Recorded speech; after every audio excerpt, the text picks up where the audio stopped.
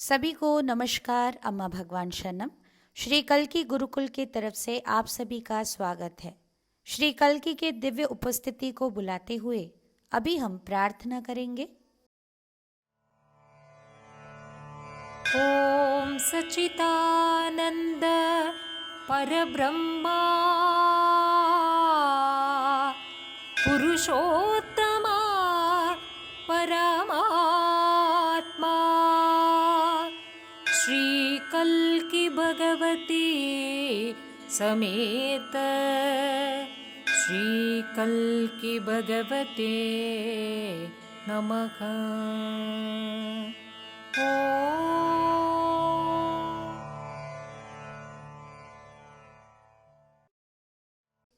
धीरे से आंखें खोलिए।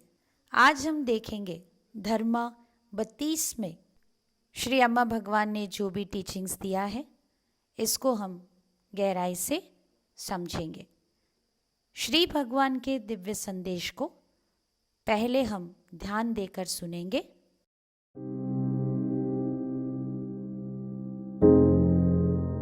Everyone will have a unique form of enlightenment. I believe that the self is the disease. That when you are born as a child, you do not have a self. It comes into existence at a particular time. And I believe if all things go well, it should also cease. But that doesn't happen. So if that does not happen, you are diseased. So my function here, and those of the people who have become enlightened, is to remove that disease, remove the self. And then you'll find once again you're in your natural state. And in that natural state, there could not be any conflict. That is what it is to be truly human. To be truly human is to be an individual. No? There is no more divisions inside you. There is no conflict. And yet it remains an individual. Each one is unique. You will not be able to compare two people. If there are 6 billion people, there are 6 billion uniquely enlightened people. Each one is unique. That's the whole beauty about it. There is no such thing as mass enlightenment. It could be done for the masses, but then each one is unique. It's in the mass. Shri भगवान जी के संदेश का अनुवाद। हम विश्वास करते हैं मैं की भाव एक बीमारी है। शिशु के जन्म से उनके अंदर मैं की भाव नहीं होता है। एक निर्दिष्ट समय में ये भाव उनके अंदर प्रवेश करता है। अगर सब कुछ ठीक ठाक चलता है तो एक समय पर ये मैं की भाव अपने आप लुप्त हो जाना चाहिए था, किंतु ये मैं की भाव अभी अपने आप जा नहीं रहा है। तब हम कहेंगे व्यक्ति मैं की भाव के बीमारी से ग्रस्त है। तो हमारा कार्य या जो कोई भी जीवन मुक्ति प्राप्त किए हैं उन सभी का कार्य यही है कि ये बीमारी को निकालना, मतलब मैं की भाव को निकालना है। तब सब कुछ फिर से ठीक हो जाएगा। आप अपने स्वाभाविक स्थिति में रहने लगेंगे। व्यक्ति जब स्वाभाविक स्थिति में रहते हैं तब उनके अंदर कोई दुविधा नहीं होता, और वही असली इंसान बन के जीवन को जीना। असली इंसान बनना जहाँ पर आप एक व्यक्ति करके रहेंगे, आपके भीतर विविध विभाजन नहीं रहेगा, दुविधा नहीं रहेगा, किंतु आप व्यक्ति बन के ही रहेंगे। हर एक व्यक्ति अनन्य है। कोई भी व्यक्ति को दूसरों के साथ हम तुलना नहीं कर सकते। अगर यहाँ पर 600 करोड़ लोग हैं तो जीवन मुक्ति 600 करोड़ तरीके से लोग प्राप्त कर सकते हैं। हर एक व्यक्ति विशेष है और इसी खास वजह से सब कुछ सुंदर है। एक साथ सभी को सामूहिक तौर से मुक्ति प्राप्त करना नहीं है। सभी के लिए मुक्ति संभव है, किंतु समूह में हर एक व्यक्ति के मुक्ति एक दूसरे से अनन्य होता है। जीवन मुक्ति पाए हुए व्यक्ति कैसे होते हैं, श्री भगवान जी के वाणी में सुनेंगे। The awakened one is free of all knowing. The unawakened one is caught up in knowing. मुक्ति पाए हुए व्यक्ति सब जानने से मुक्त है। मुक्ति ना पाने की अवस्था में व्यक्ति सब कुछ जानने में ही फंसा रहता है। मुक्ति ना पाने की अवस्था में व्यक्ति अगर मान लीजिए एक पेड़ को देखते हैं तो उनके भीतर क्या विचार आएंगे? ये पेड़ मैंने बचपन में भी देखा था, ये हमारे घर के पीछे था। अरे ये पेड़ ऐसे क्यों है? ये तो अलग है। ये वैसे क्यों नहीं जैसे मैंने बचपन में देखा था? ये सारे प्रश्न एक जीवन मुक्ति पाए हुए व्यक्ति में नहीं आते।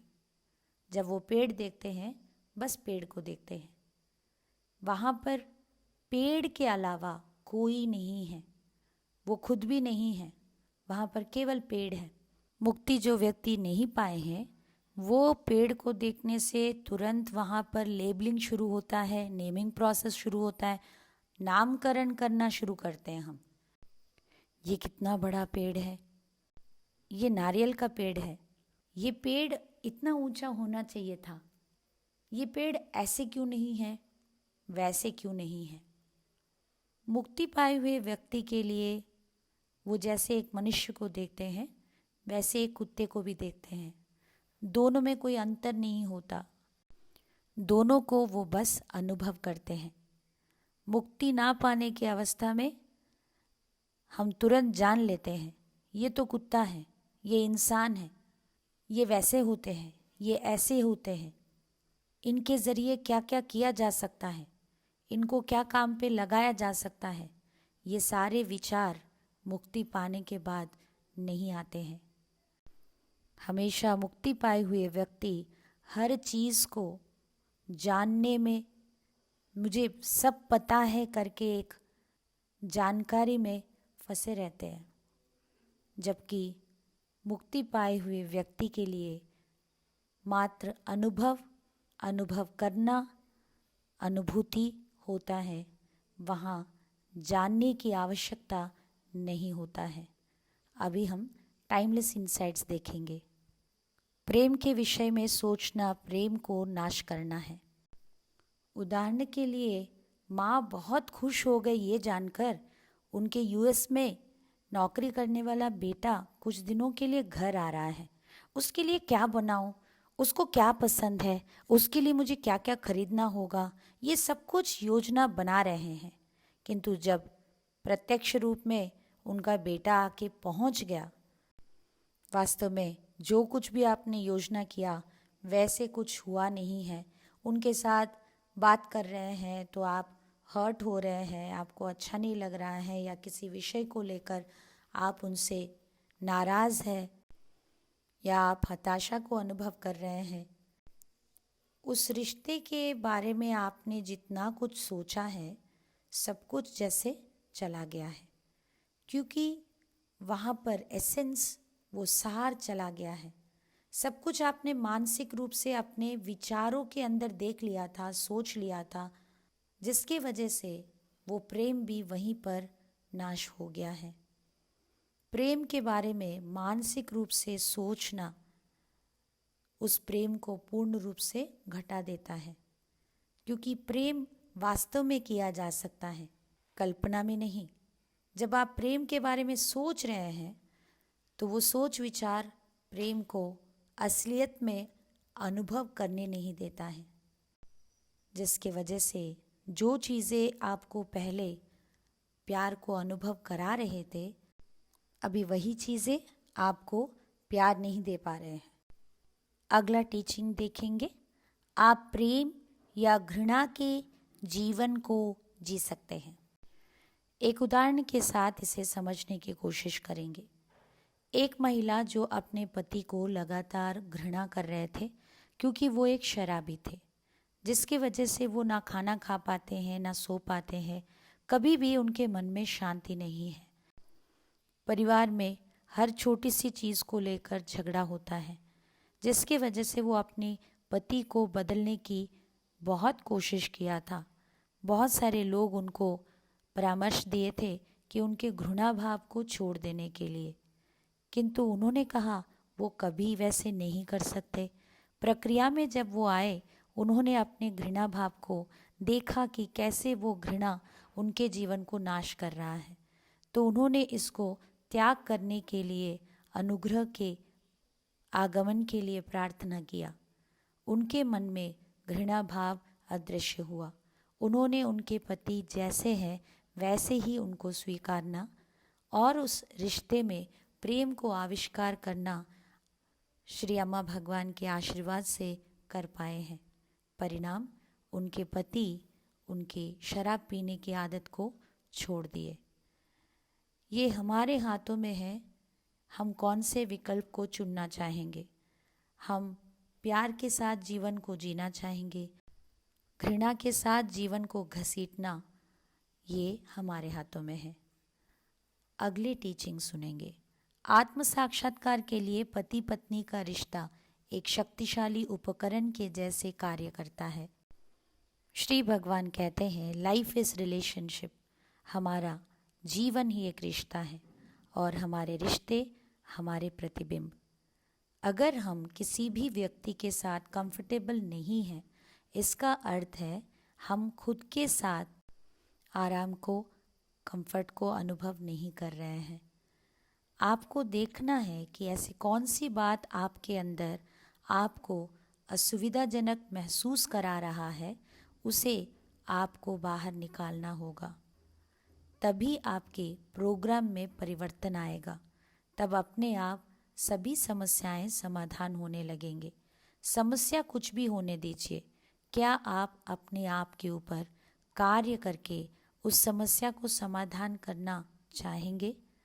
अगर हम अपने आप को देखते हैं, अपने आप को स्वीकारते हैं, तो हम अपने लिए जब समस्या नहीं होते हैं, तब हमारे जीवन में समस्याएं उत्पन्न नहीं होते हैं।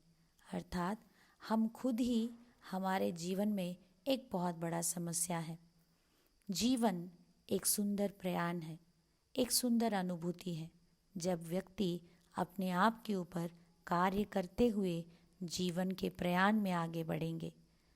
इस प्रयाण में पति पत्नी का रिश्ता एक बहुत ही शक्तिशाली उपकरण है, क्योंकि यही एक रिश्ता है जहाँ पर आप होकर रहते हैं। आप जैसे हैं वैसे ही होते हैं, जिसकी वजह से आप अपने आप को इसी रिश्ते के माध्यम से मदद भी कर सकते हैं। आपके इस रिश्ते में किसी भी प्रकार के आपके मनोभावनाओं को आप छिपा नहीं सकते। सब कुछ बाहर आ ही जाता है, फिर चाहे वो सकारात्मक हो या नकारात्मक।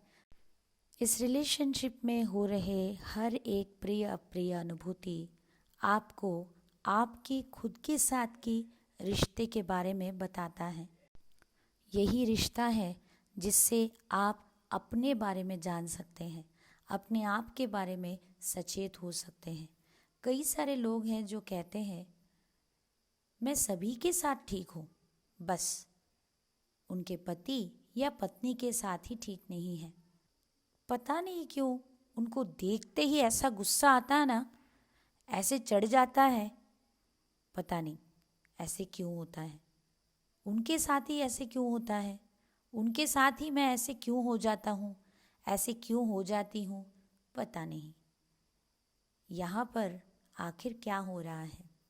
आपके इसी रिश्ते में आपने ऐसे बहुत सारे बातों को जो खुद के बारे में आपने छिपाया होगा, स्वीकार नहीं किया होगा, खुद से आप भाग रहे हैं, वो सारे विषय इसी रिश्ते में बार बार आपके सामने आने की कोशिश करते हैं, जिसकी वजह से आपको इस रिश्ते में सबसे अधिक पीड़ा या सबसे अधिक खुशी भी प्राप्त होता है।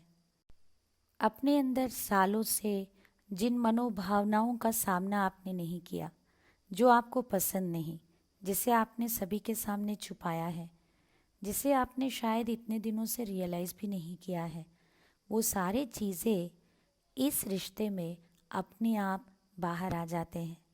इसी की वजह से ये रिश्ता अपने आप को पहचानने के लिए, अपने आप को मुक्ति के पथ पे लेकर आगे बढ़ने के लिए मदद करता है। अगर आप इस रिश्ते में संघर्ष को किसी भी तरह ख़त्म करेंगे और अपने इस रिश्ते में जितना कम हो सकता है, दुविधा को कम करके, संघर्ष लड़ाई को कम करके, आपके इस रिश्ते में एक ग्रेटर कनेक्टिविटी, जहाँ पर एक दूजे को आप बहुत सहजता के साथ जुड़ पा रहे हैं, वहाँ पर एकत्व को आप अनुभव करते हैं, तब आपके लिए जीवन और भी संतृप्तिदायक होगा।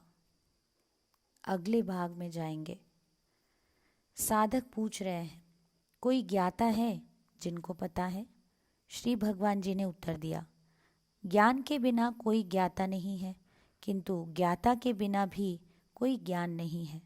ज्ञाता, जानना एवं ज्ञान परस्पर अभिन्न है।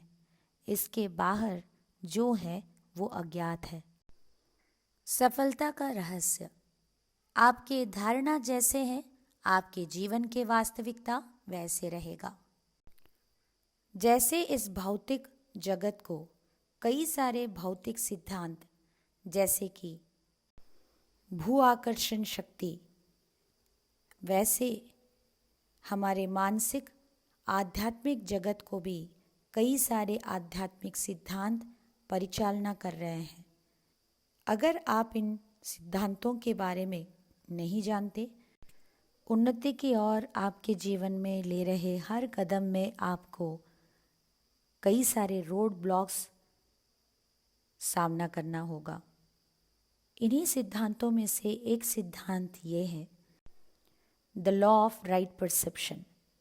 जैसी धारणा वैसी जिंदगी की वास्तविकता।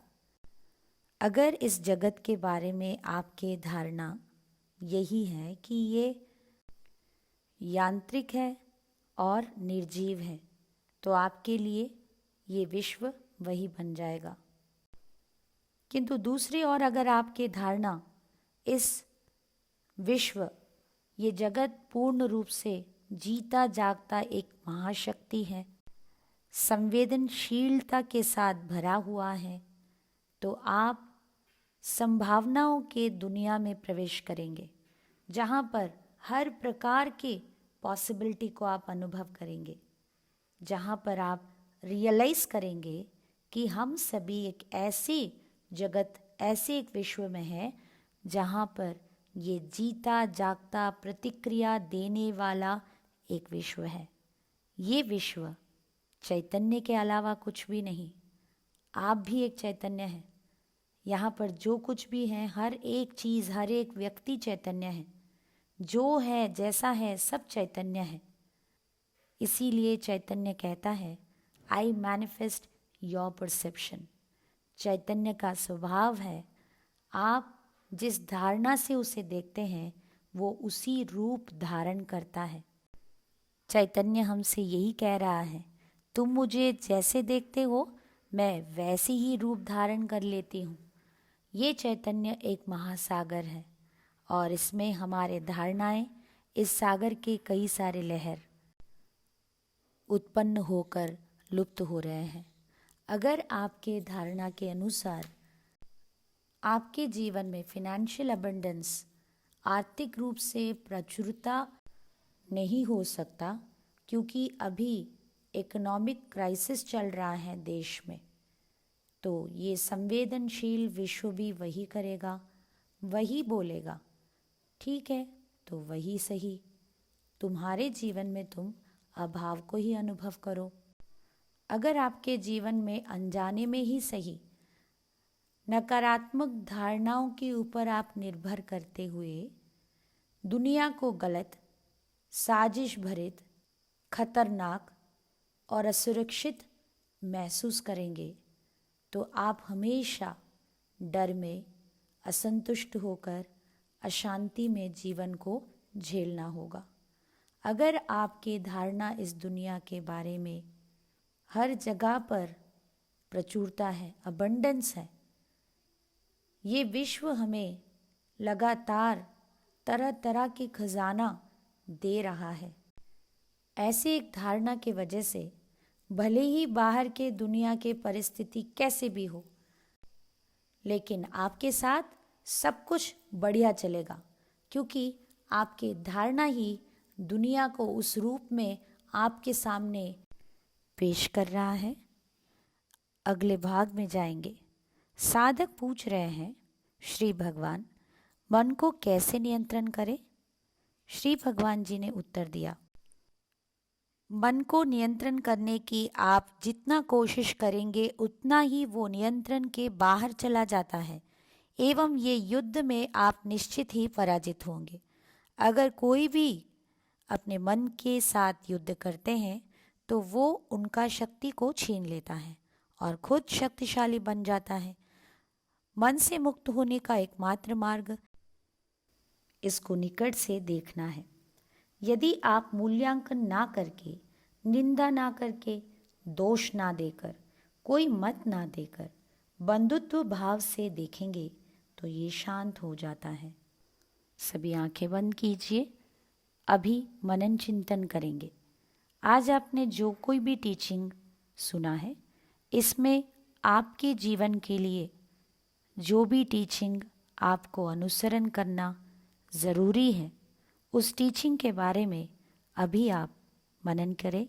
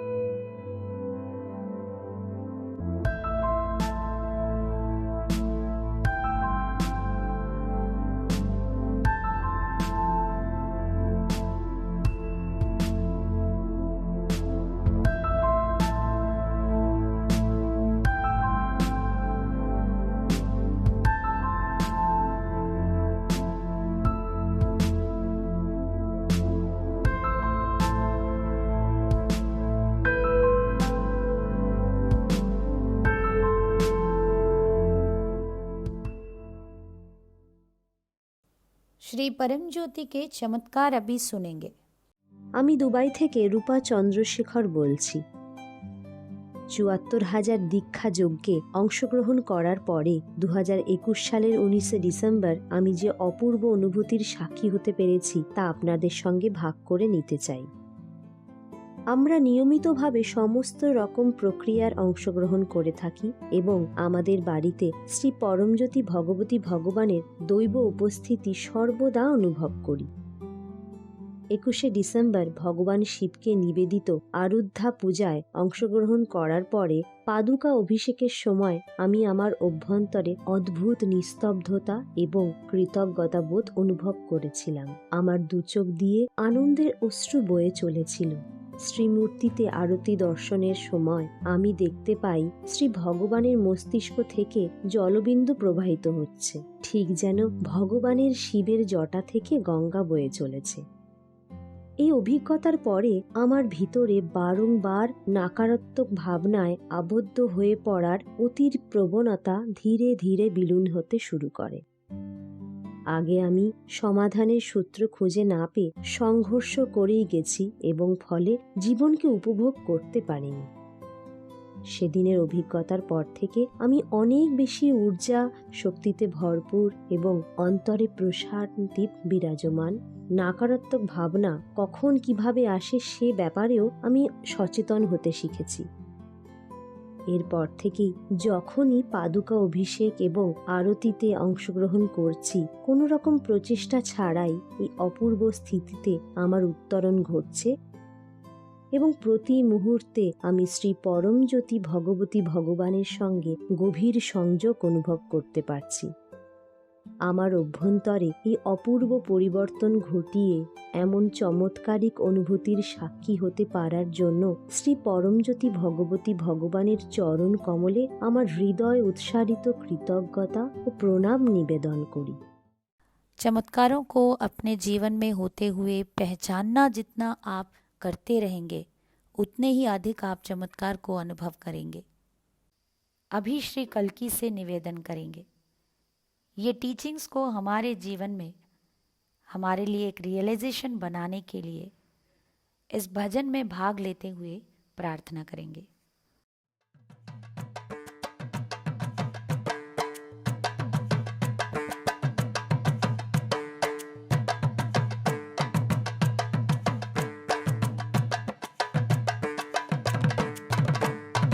ಮೋಡಿ ಮಾಡೋ ನೋಟ ಕಂಡೇನಾ ಸತ್ಯಲೋಕದೊಳಗೆ, ಮೋಡಿ ಮಾಡೋ ನೋಟ ಕಂಡೇನಾ ಸತ್ಯಲೋಕದೊಳಗೆ, ಮೋಡಿ ಮಾಡೋ ನೋಟ ಕಂಡೇನಾ ಸತ್ಯಲೋಕದೊಳಗೆ, ಮೋಡಿ ಮಾಡೋ ನೋಟ ಕಂಡೇನಾ ಸತ್ಯಲೋಕದೊಳಗೆ.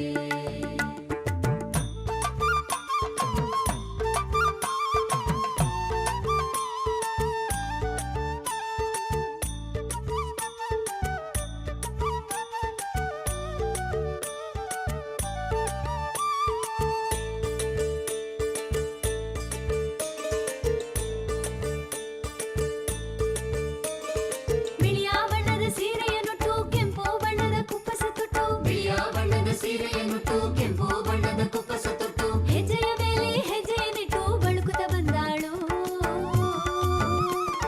ಪದ್ಮಾವತಿ ತಾಯಿ, ನಮ್ಮ ಪದ್ಮಾವತಿ ತಾಯಿ, ಪದ್ಮಾವತಿ ತಾಯಿ, ನಮ್ಮ ಪದ್ಮಾವತಿ ತಾಯಿ. ಮೋಡಿ ಮಾಡೋ ನೋಟ ಕಂಡೇನಾ ಸತ್ಯಲೋಕದೊಳಗೆ, ಮೋಡಿ ಮಾಡೋ ನೋಟ ಕಂಡೇನಾ ಸತ್ಯಲೋಕದೊಳಗೆ. सभी को नमस्कार। अम्मा भगवान शरणम।